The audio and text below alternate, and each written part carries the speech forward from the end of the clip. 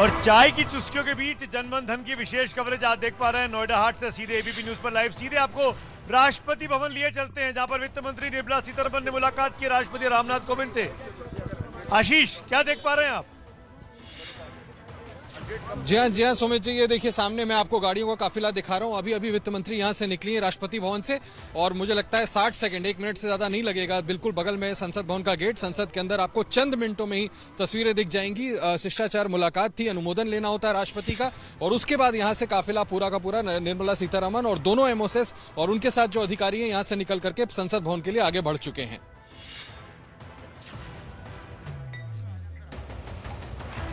और संसद भवन पहुंचने के बाद कैबिनेट की महत्वपूर्ण बैठक होती है। कुछ ही देर में प्रधानमंत्री भी संसद भवन में पहुंचने वाले हैं, वो तस्वीरें भी आपको देखने को मिलेंगी। और प्रधानमंत्री की अध्यक्षता में वित्त मंत्री निर्मला सीतारमण अपनी कैबिनेट बैठक में अपने बजट की कॉपी रखेंगी। ये तस्वीरें सीधे आप देख पा रहे हैं। आइए देखते हैं मेरे सहयोगी प्रशांत ने क्या रिपोर्ट फाइल की है संसद भवन से। प्रशांत।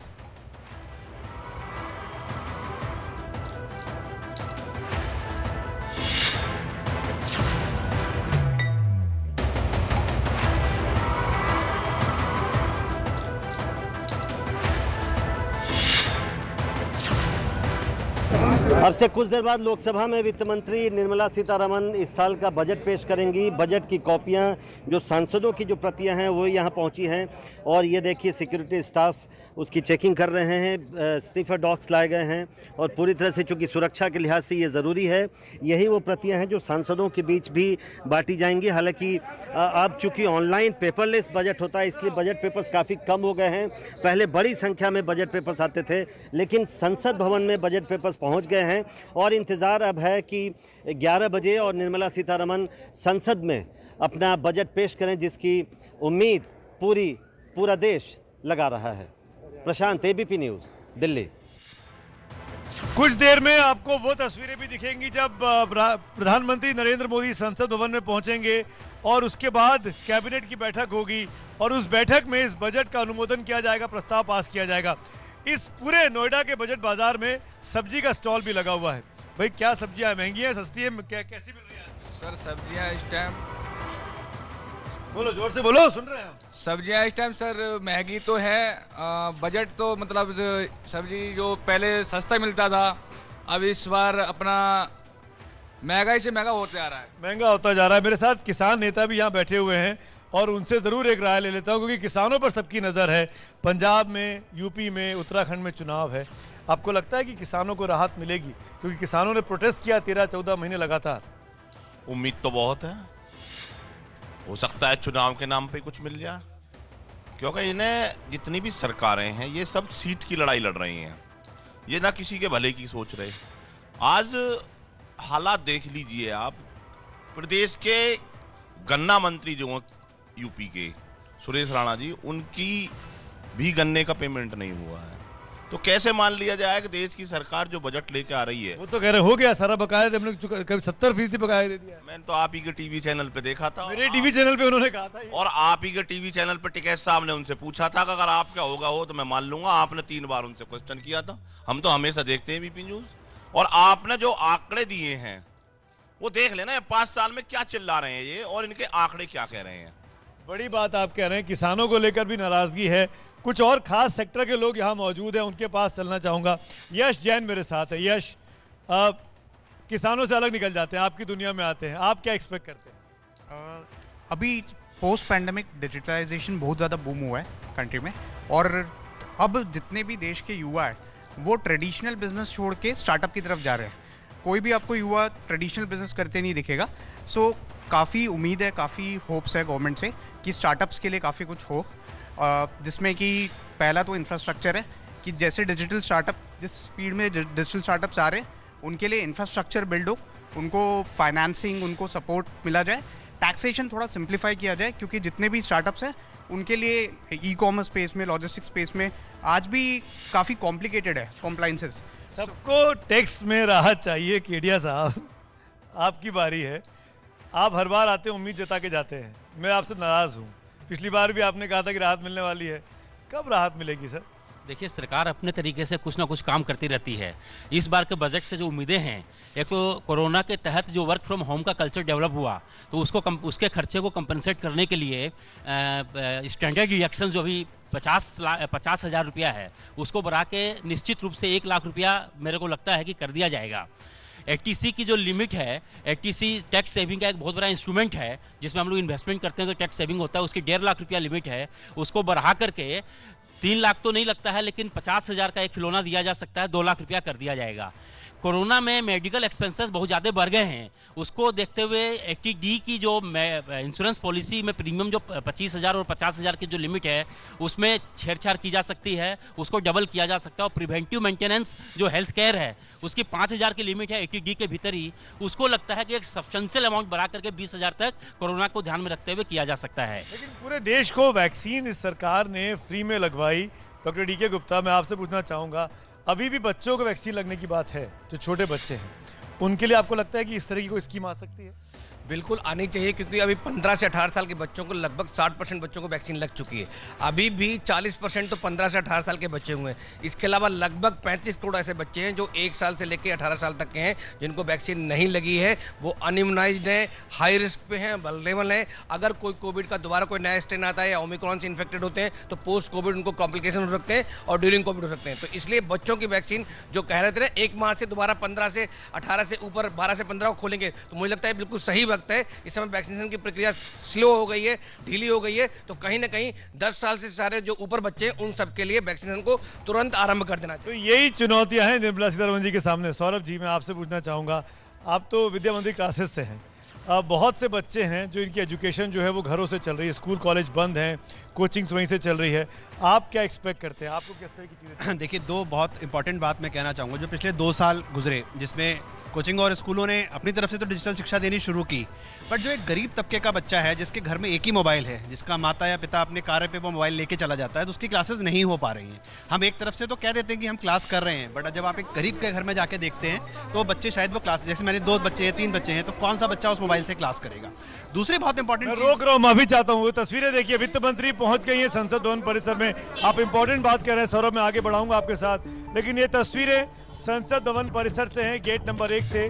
वित्त मंत्री निर्मला सीतारमण अपने दोनों जो सहयोगी हैं, वित्त राज्य मंत्री पंकज चौधरी और भगवत कराट, उनके साथ पहुंची हैं। राष्ट्रपति को एक कॉपी देकर आई हैं, उनका अनुमोदन लेकर आई हैं। अब ये ऐतिहासिक तस्वीर है, लगातार चौथा बजट एक महिला वित्त मंत्री पेश कर रही हैं, इसीलिए महिलाओं को बहुत ज्यादा उम्मीद है इस बार उनके घर का बजट सुधरेगा, उनकी महंगाई की जो मार थी उससे उनको राहत मिलेगी, उनके बच्चों को बेहतरीन शिक्षा का इंतजाम करवा पाएंगी और उनके घर वालों का जो स्वास्थ्य पे विपरीत असर पड़ा था इस महामारी के काल में, उससे भी वित्त मंत्री के इस पिटारे में बहुत कुछ होगा, ऐसी उम्मीद। शेयर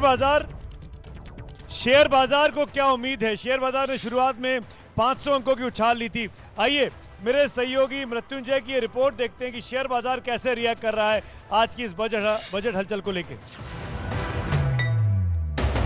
बाजार की निगाहें टकटकी बांधकर निर्मला सीतारमण की ओर होंगी कि आखिरकार वित्त मंत्री, उनके पिटारे में ऐसा क्या होगा कि शेयर बाजार में 4 चांद लग जाए और एक नई ऊंचाइयों को शेयर बाजार छुए। इस पर बात करने के लिए हमारे साथ बाजार विशेषज्ञ AP शुक्ला सर हैं। शुक्ला सर, निर्मला सीतारमण जी बजट पेश करेंगी, बहुत उम्मीदों भरी बजट होगी, क्योंकि कोरोना संकट काल के बाद ये एक ऐसा बजट होगा जब लोग देख रहे हैं कि अब कोरोना गिरावट की ओर है, खत्म होने की ओर है और देश प्रगति की ओर है।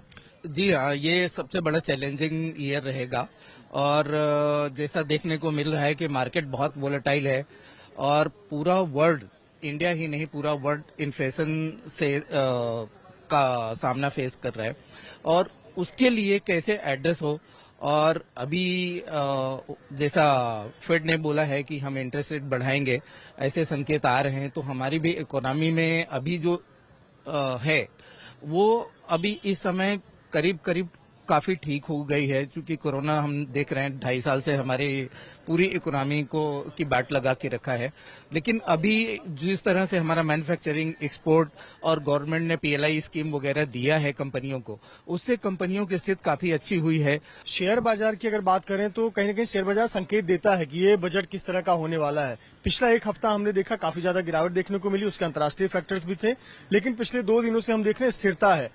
किस तरह से देखते हैं कि ये बजट में आखिरकार ऐसा क्या होगा कि हम पूरे साल भर ये जो सेंसेक्स है ये सिर्फ उछाल उछाल देखते रहे? देखिए, यहाँ पे हमारे यहाँ कुछ टैक्सेस लगते हैं, जो एसटीटी है वो डायरेक्ट लग जाता है, कोई भी ट्रांजैक्शन पे उसका कोई रिबेट नहीं मिलता है।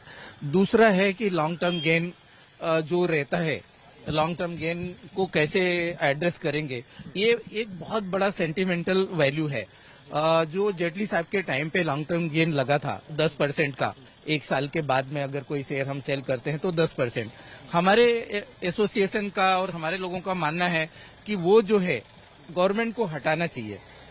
लेकिन मेरे साथ सबीना दीवान यहाँ बैठी हुई हैं। एक चीज मैं आपसे पूछना चाहता हूँ, और ये बहुत जरूरी है आपसे जानना यहाँ पर, क्योंकि आप जॉब्स के लेके काम करती हैं, उस इलाके में काम करती हैं।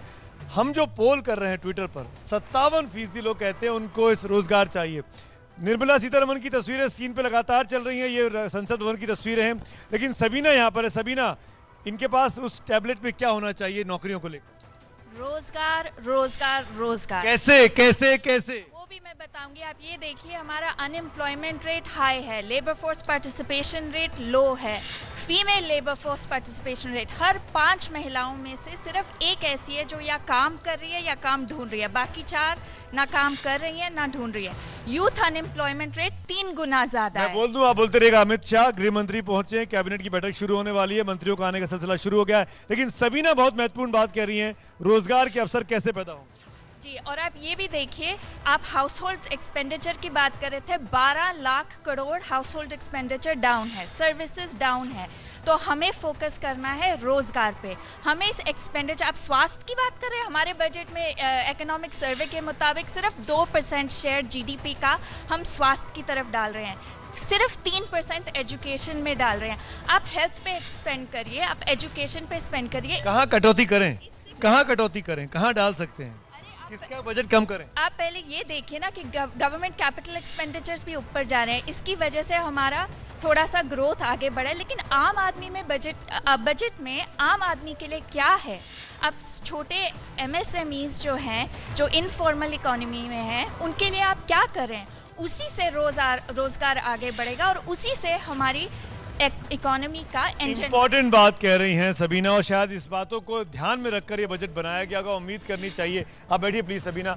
तुरंत लौट के आते हैं, बड़ी खबरें लगातार जा रही है। संसद भवन परिसर में लेटेस्ट अपडेट आपको दे दूं, कैबिनेट की बैठक शुरू हो गई है, जहां पर इस बजट पर मुहर लगने वाली है, और फिर करीब 45 मिनट का वक्त बाकी है।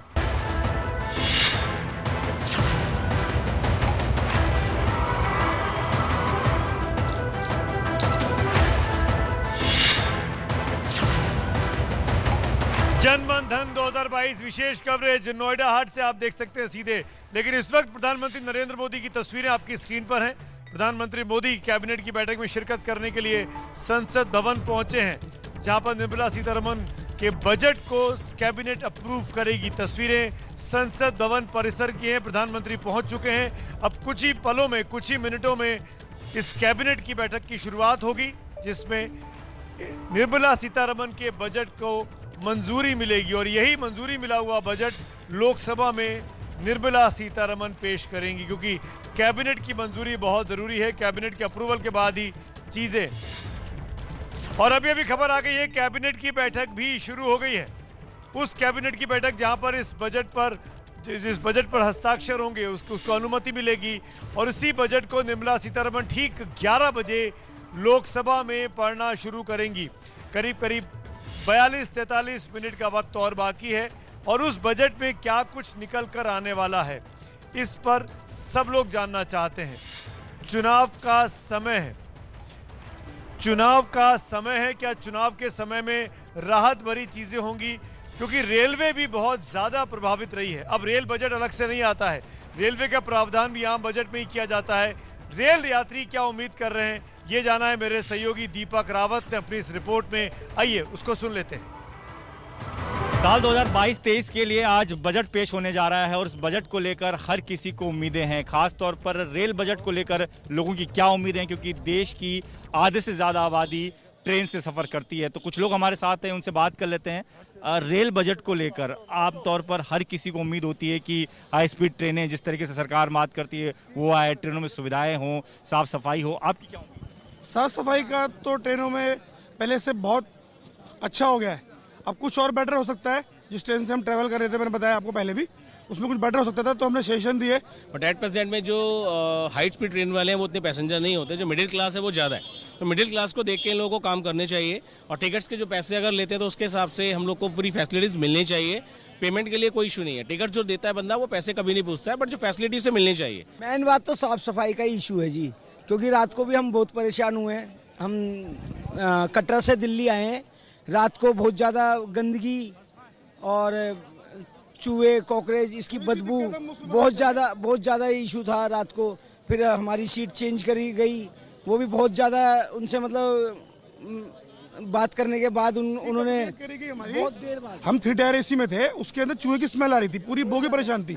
हमने 5 बार चैन पुल करी जम्मू स्टेशन पे 5 टाइम्स, मेरे वीडियोस भी हैं, और उन्होंने ट्रेन चला दी। हम चलती ट्रेन में चढ़े हैं और गिरते गिरते बचे उसके अंदर। तो ज़्यादातर लोग ये कह रहे हैं कि साफ़ सफाई और ख़ास तौर पर सुविधाओं पर ध्यान देने की ज़रूरत है। हाई स्पीड ट्रेन पर जिस तरीके से बात चल रही है उस पर भी बजट में कुछ खास निकल कर आ सकता है। बुलेट ट्रेन की भी लोग उम्मीद जता रहे हैं।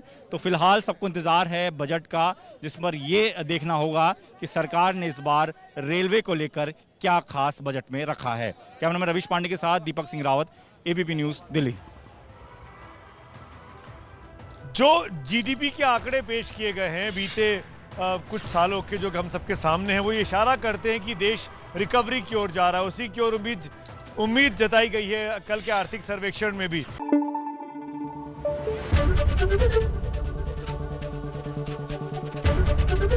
एबीपी न्यूज़ आपको रखे आगे।